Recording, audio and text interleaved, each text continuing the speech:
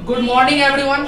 आज हम लोग जो है अवक्षेपण अभिक्रिया पढ़ने वाले हैं। जैसा कि हम लोगों ने पिछले क्लास में उभय विस्थापन अभिक्रिया पढ़ा और सारे जितने भी अभिक्रिया होते हैं, अभी तक हम लोग अभिक्रिया के ही क्लास कर रहे हैं।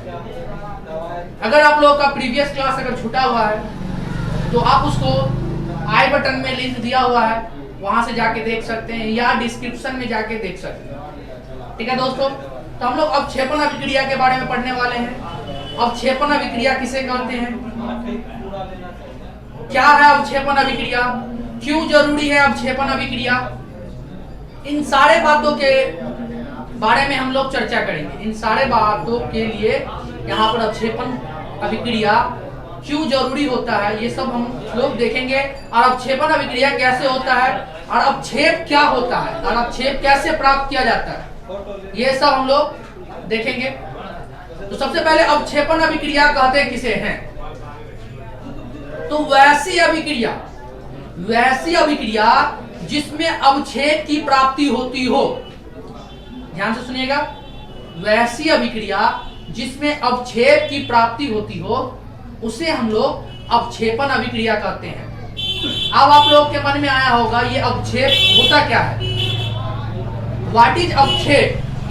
तो समझिएगा, ठोस पदार्थ जो किसी भी तल के नीचे अगर दब जाता है, किसी भी अगर आप मान लीजिए विलयन में, किसी भी विलयन में जो नीचे में जमा हुआ पदार्थ होता है जो ठोस के रूप में होता है उसे ही हम अवक्षेप कहते हैं।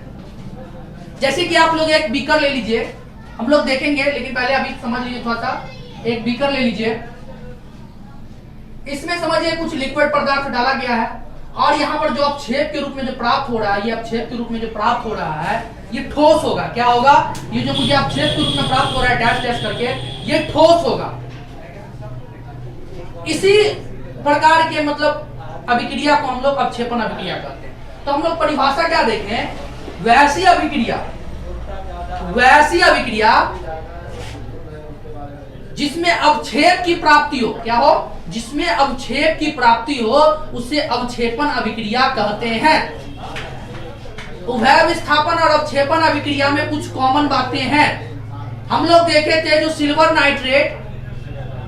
नाइट्रेट और सोडियम क्लोराइड के बीच जब अभिक्रिया किया जाता है तो सिल्वर क्लोराइड का अवक्षेप प्राप्त होता है। क्या देखे थे, सिल्वर क्लोराइड का अवक्षेप प्राप्त होता है। तो वही सिल्वर क्लोराइड जो है अवक्षेप प्राप्त हुआ तो ये अवक्षेपण अभिक्रिया में भी ऐड हो सकता है। जैसे कि देखिए NaCl ये क्या हो गया आपको, sodium chloride, NaCl sodium chloride plus NaCl sodium chloride, थोड़ा सा नीचे लिख देता हूं, NaCl सोडियम क्लोराइड और सिल्वर नाइट्रेट।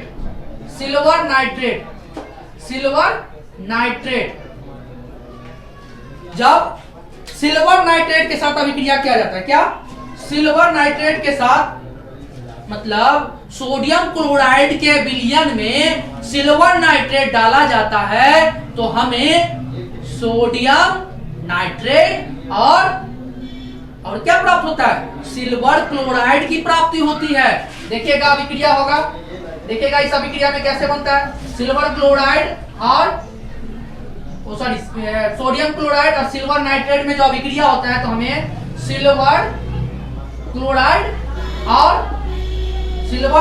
और हमें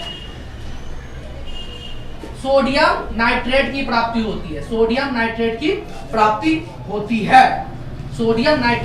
होती है और ये क्या जो होता है, सिल्वर क्लोराइड जो होता है ये जम जाता है। हमने आपको दिखाया जो किस तरह से किसी बीकर में ये जो अवक्षेप की तरह जो जम जाता है, इसी को हम लोग क्या कहते हैं, अवक्षेप ठोस के रूप में जमा होता है। अवक्षेप जो होता है ठोस के रूप में क्या होता है, जम जाता है। अवक्षेप जो हुआ आपको ठोस के रूप में बीकर में जम जाता है। तो अवक्षेपण अभिक्रिया इसी प्रकार का होता है। आप लोग कह सकते हैं आसानी से, वैसी अभिक्रिया जिसमें अवक्षेप की प्राप्ति हो अवक्षेपण अभिक्रिया कहते हैं। जैसे सिल्वर नाइट्रेट को सोडियम क्लोराइड के घोल में डालने पर हमें सिल्वर क्लोराइड और सोडियम नाइट्रेट की प्राप्ति होती है। काफी सिंपल है। चलिए हम लोग दूसरा एक रिएक्शन देख लेते हैं, दूसरा रिएक्शन के साथ लेते हैं, दूसरा रिएक्शन के साथ इसमें देख लेते हैं। इसमें एक और रिएक्शन देख लीजिए,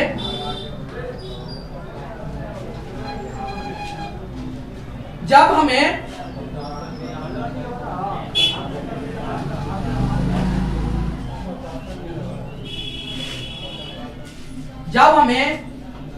बेरियम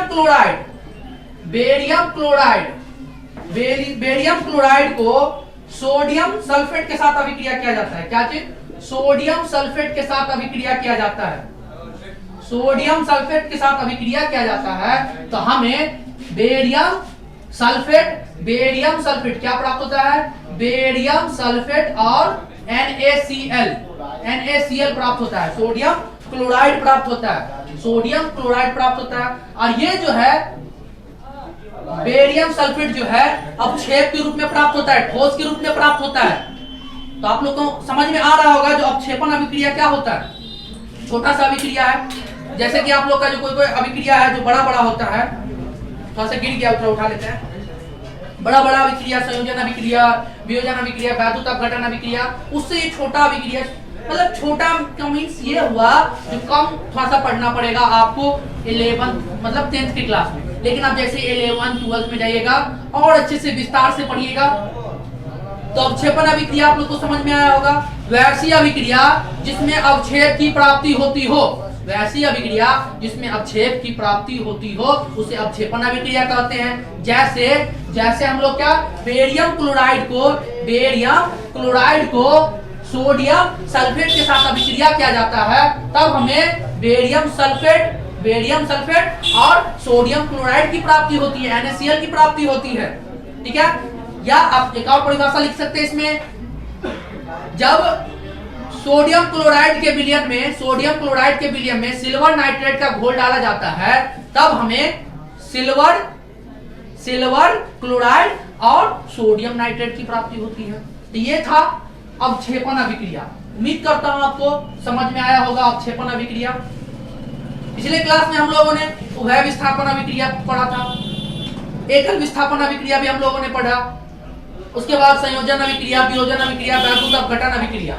नेक्स्ट क्लास में जो हम लोग पढ़ने वाले हैं आपको उदासीनीकरण अभिक्रिया। नेक्स्ट क्लास में जो हम लोग पढ़ेंगे उदासीनीकरण अभिक्रिया। अब ये क्या होता है उदासीनीकरण अभिक्रिया, वो भी हम लोग समझेंगे, बड़े अच्छे से हम लोग समझेंगे, तो वो हम लोग नेक्स्ट क्लास में करेंगे। ओके, तो आशा करता हूं आप लोग को वीडियो पसंद आया होगा। अगर आप फेसबुक पर देख रहे हैं तो पेज को लाइक कर दीजिएगा, या अगर आप लोग यूट्यूब पर देख रहे हैं तो चैनल को सब्सक्राइब कर लीजिएगा। Thank you so much. जय हिंद, जय भारत।